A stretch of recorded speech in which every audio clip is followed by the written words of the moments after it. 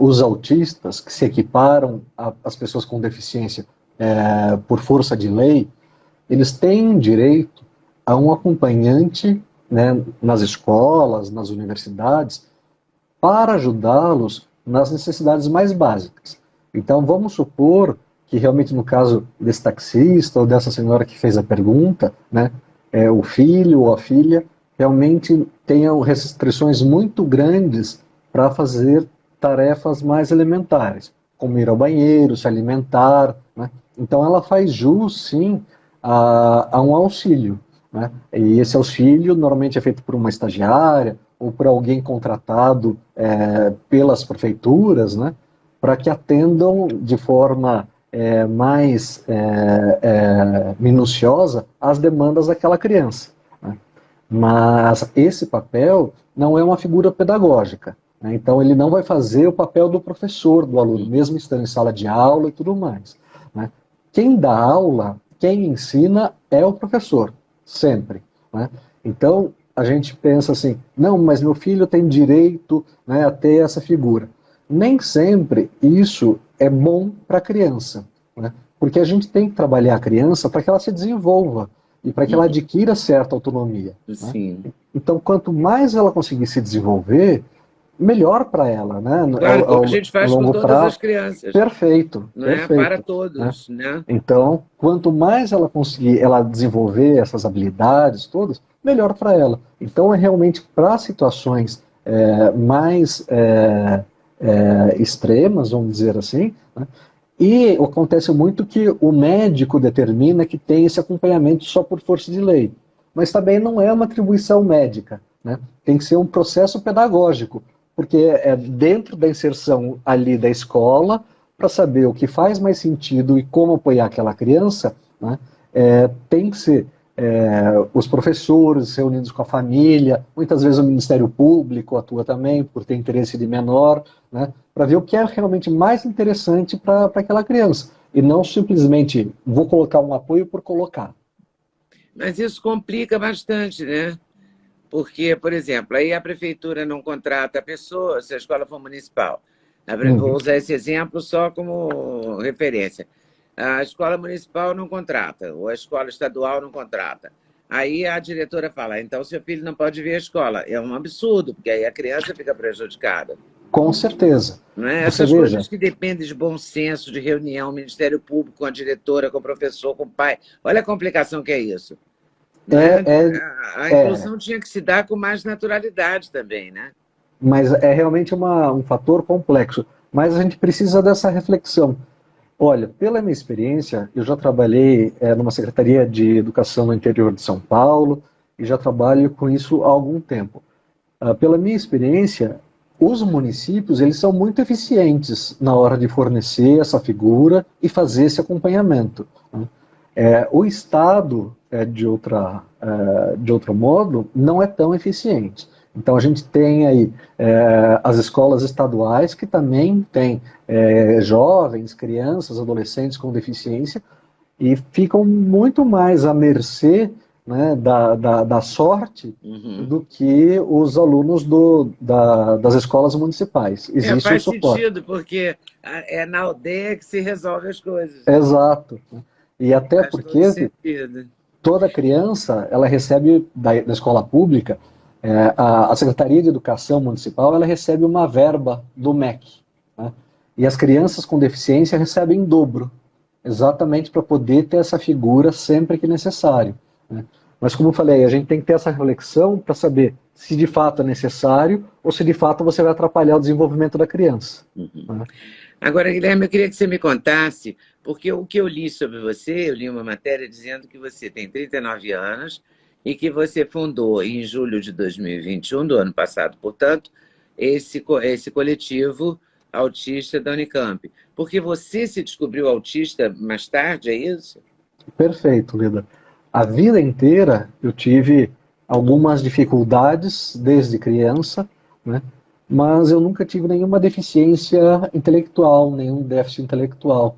Então, muitas das minhas estranhezas e esquisitices, as pessoas atribuíam, isso é coisa de gente muito inteligente. Ele é quietinho porque ele é muito inteligente. ele não se mistura, né? Porque é isso mesmo. Quando, na verdade, uma criança que não brinca, que não interage e tudo mais, chama atenção e é um alerta que as pessoas têm que ter.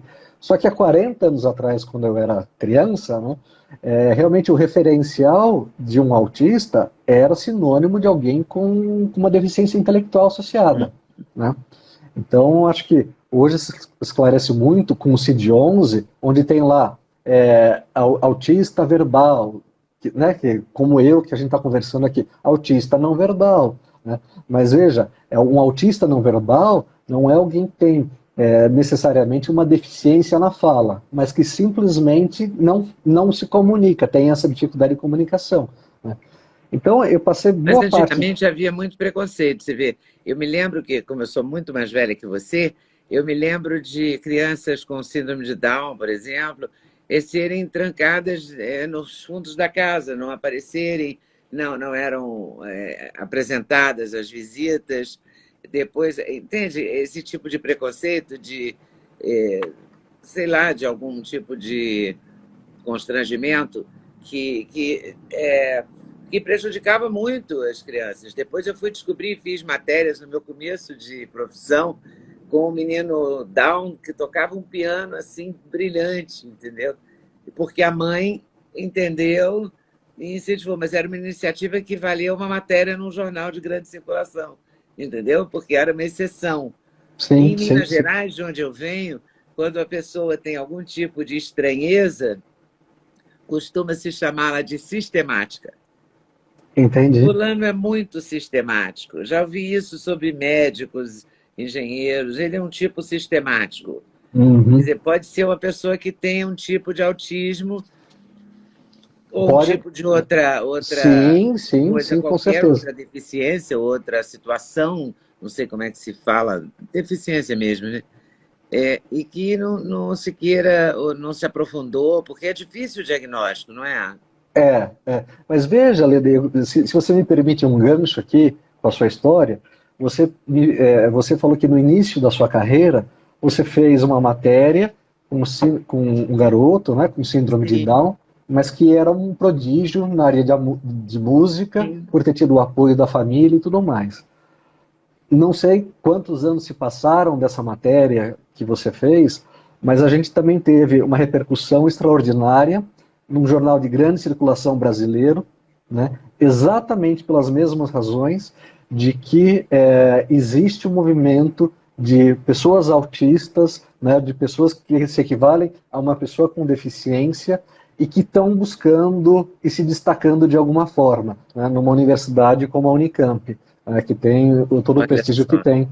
Então você veja que talvez faz a gente refletir. Será que a gente avançou tanto ou será que a gente avançou pouco para isso ainda ser um grande destaque, né? Para isso ainda chamar a atenção das pessoas? Né? Eu acho que a gente avançou pouco, não é? Infelizmente. Infelizmente, Então, eu vejo que as pessoas assim mostram muita curiosidade, né? E têm participado, eu recebi inúmeras mensagens de apoio, de congratulações, mas muita gente pedindo ajuda também, né, pedindo orientação. Né? Então, o serviço, que eu entendo que é um grande serviço que você está prestando, né, a oportunidade de que eu esteja aqui esclarecendo algumas dúvidas de boa parte da população, né, é importantíssimo. E você veja, completando, eu me perdi um pouquinho, só para voltar no meu histórico do diagnóstico. Como é que você descobriu? Então, e passei a vida inteira sendo diagnosticado com depressão. Primeiro era uma criança triste, depois era aquela coisa da criança inteligente, que não se dava. E quando eu era criança, fui levado no psicólogo. E permanece aquela coisa sem grandes mudanças. Depois de uma certa idade, a partir dos 12 anos, eu fui levado ao psiquiatra. Diagnóstico, depressão. E fui tratado como uma criança, depois um adolescente, depois um jovem, depois um adulto com depressão pela minha vida inteira, até os 37 anos. Até que em um determinado momento, na Faculdade de Educação da Unicamp, uma professora olhou para mim, né, com quem a gente tinha um pouco mais de convívio, Falou, Guilherme, você faz algum acompanhamento? Eu falei, faço, né, um acompanhamento psiquiátrico, né? Eu falei assim, mas você já fez uma avaliação do transtorno do espectro autista? Eu falei, não, fiquei até assustado, né? Para mim era tão... eu falei assim, Inusitado mesmo, né, para você. porque é completamente inesperado, porque eu ainda tinha aquela mesma perspectiva de que o autista, estar no espectro autista estava vinculado a ter alguma Uhum. deficiência intelectual também, como muitas pessoas pensam, né? E daí ela me falou isso, me chamou a atenção, e eu compartilhei na sessão seguinte com a psiquiatra, também da Unicamp. Falei, olha, uma professora me chamou a atenção quanto a isso, o que, que você acha? Né? Ela falou, olha, pode ser que seja síndrome de Asperger, né? Que antigamente se falava síndrome de Asperger só para, né, algumas questões mais de socialização, de comunicação, que isso não existe mais, hoje é tudo autismo, né? Gostou do corte que você acabou de ver? Vale a pena conferir com certeza, né? Então vai conferir muitos outros cortes no canal de cortes Leda Nagli. É claro que a entrevista completa você vai conferir no YouTube Leda Nagli, canal Leda Nagli do YouTube, você não pode perder de jeito nenhum. Valeu, tô te esperando, hein? Vem nessa.